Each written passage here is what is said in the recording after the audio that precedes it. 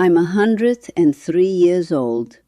I've lived in 2 countries and belonged fully to neither. I crossed an ocean with a suitcase and a degree in mathematics and a name that American tongues would spend 50 years mispronouncing. And the thing that surprises me most, after a century of breathing, after wars and children, and a husband who died too young, and a country that tore itself apart while I watched from 6,000 miles away, is that I still dream in Igbo every single night. My sleeping mind refuses to speak English. It goes home without me. My name is Josephine, though that isn't the name my mother gave me. She named me Adaeze, first daughter of the king. My father called me Ada. My grandmother called me Ne, little mother, because I bossed my younger siblings around before I could tie my own wrapper. Josephine came later. Josephine was the mask I wore to make the crossing easier. I was born in 1923 in a village outside Enugu, eastern Nigeria. The land was red, not brown, not rust, red, the color of everything. The roads, the walls of our compound, the dust that settled on your skin and made you look like you'd been dipped in something ancient. My father was a school teacher at a mission school. My mother sold palm oil at the market and could calculate margins in her head faster than any man with a ledger. She never learned to read. She didn't need to. Numbers lived in her bones. I loved school the way some children love sweets, couldn't get enough. My father taught me long division by lamplight on our veranda, while the cicadas screamed in the bush. I'd sit there with a slate and a piece of chalk and work through problems until my fingers cramped. He'd say, "Ada, the British built their empire on ships and guns. But ships and guns need mathematics. Learn the mathematics and you won't need the guns." He was half right about that. I won a scholarship to the University of Ibadan in 1943, one of 7 women in my class. The men looked at us like we'd wandered into the wrong building. I studied mathematics and kept my mouth shut and graduated second in my cohort. The man who graduated first became a civil servant in Lagos. I became a wife. That's how it worked. You could be brilliant. You could be second in your class. But the country had a plan for women, and that plan involved the kitchen. I married Emeka Achebe in 1947. No relation to the writer, though people always asked. Emeka was an engineer, gentleman, quiet in a way that made you lean in to hear what he was thinking. He had hands that could fix anything, radios, engines, the broken latch on our front gate, but couldn't figure out how to boil rice. I loved him for that contradiction. Competence in every direction except the domestic. It made him human. We had 4 children in 6 years. Chidi, Ngozi, Obiora, and Amara. I raised them in Lagos while Emeka worked for the Colonial Public Works Department, and then, after independence in 1960, for the new Nigerian government. Those were hopeful years. You could feel the country stretching, testing its legs. We were building something, schools and roads and a future that belonged to us. I taught mathematics part-time at a secondary school, stood in front of teenagers and watched them discover that numbers had beauty, that an equation could be elegant. Those were the best hours of my week. Then 1966 came, and the country split open like a wound that had been infected for years. The coups, the counter-coups, the massacres in the north. Igbo people, my people, killed in the streets of Kano, dragged from their homes. 30,000 dead in a matter of weeks. I won't describe it. Some things I've spent 60 years trying not to see when I close my eyes. I'll say this much. I had a cousin named Obi who worked at a bank in Kaduna. He was 29. He had a new baby. They found him in a drainage ditch. His wife walked 90 miles back to the east with a baby strapped to her back. We fled Lagos in 1967 when Biafra declared independence. Went back to the east, back to the red soil. Emeka believed in the new republic. He believed we deserved our own country, a place where Igbo people could live without looking over their shoulders. He joined the Biafran Corps of Engineers, built bridges, built field hospitals, built things that the Nigerian army bombed the next week. The war lasted 3 years. I won't give you a history lesson.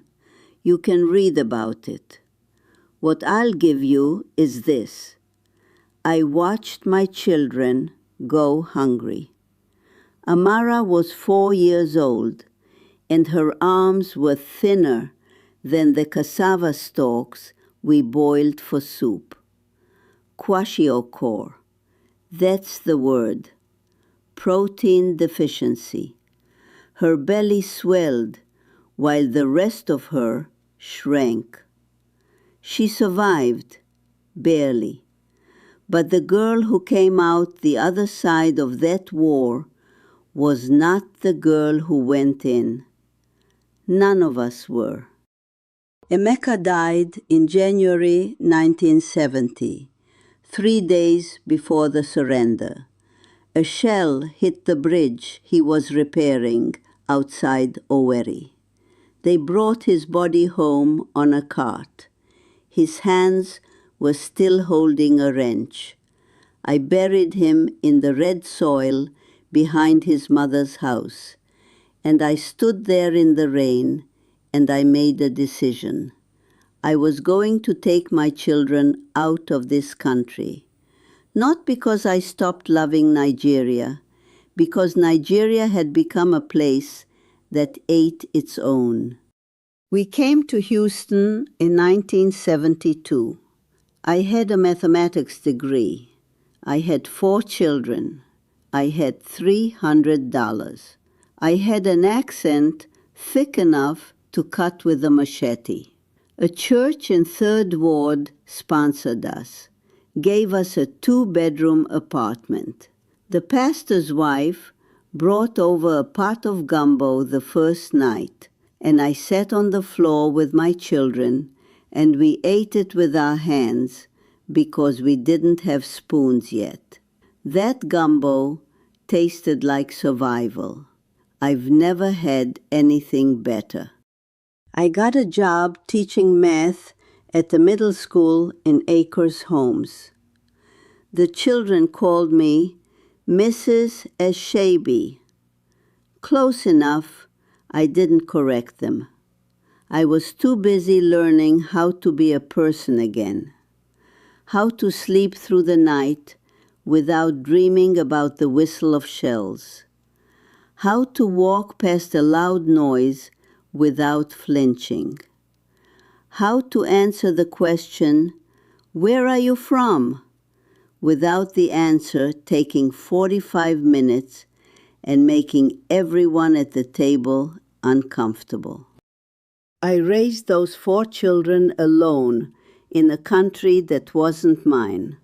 Chidi became a doctor. Ngozi became a lawyer. Obiora went back to Nigeria in the 90s, back to the red soil, back to where we started. And I've never fully forgiven him for it. That's my imperfection. I should be proud. I am proud. But every time he calls from Lagos, I hear the shells. He hears home. I hear the thing I ran from. Amara stayed close. She's 71 now, lives 20 minutes from me, brings her grandchildren over on Saturdays, and they call me Nene, great-grandmother. They don't speak Igbo. They speak English and Spanish because they go to school in Houston, and that's what the world gave them. I try to teach them words. Ndo means sorry. Dalu means thank you. Nwanem means my sibling. They repeat them and forget them by dinner. That forgetting is its own kind of loss, quieter than war, but just as permanent. People ask me if I'm American now. I've been here 54 years.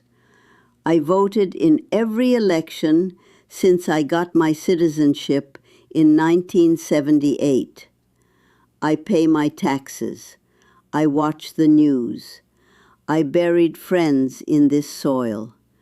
But when I close my eyes and the dreaming begins, I'm standing on red clay with dust on my skin, and my father's voice is teaching me long division on the veranda. And my name isn't Josephine. My name is Ada. You don't lose a country the way you lose a wallet. You don't notice it's gone and retrace your steps. You lose it the way you lose a language, one word at a time. So slowly, you don't realize what's happening until you reach for something and it isn't there. The taste of ogiri in your mother's soup, the sound of Haumatan wind through palm fronds, the way the rain smells different when it falls on red earth versus concrete. These things fade. They don't vanish. They fade. And fading is crueler because it gives you just enough to grieve. I'm 103. I've outlived the country that doesn't exist anymore. Biafra is a memory. Nigeria is a place my grandchildren see on a map. And I sit here in Houston, Texas, in a house I bought in 1985 with money I earned teaching American children how to solve for X. And I am grateful, truly. This country gave me safety. It gave my children futures. It gave me time, a century of it. But gratitude and grief aren't opposites. They live in the same room. They sleep in the same bed. I am grateful for Houston, and I grieve for Enugu. I am grateful for the life I built, and I grieve for the one that was burned. These things don't cancel each other out. They just sit there, side by side, like two old women on a bench who've known each other so long they don't need to talk. My father told me mathematics would save me. He was right. Numbers don't have accents. They don't belong to any country. They travel. 2 plus 2 equals 4 in Igbo and in English and in the language they haven't invented yet. When everything else was stripped away, my home, my husband, my name, the numbers stayed. They were the one thing nobody could take. If you're young and you're listening to this, carry something portable, a skill, a knowledge, something that fits in your head and crosses borders without a passport. Because the world will take everything else. It took my country. It took my husband. It took the first 50 years of my life and scattered them like seeds on burned ground. But some of those seeds grew in Houston, in red brick instead of red clay.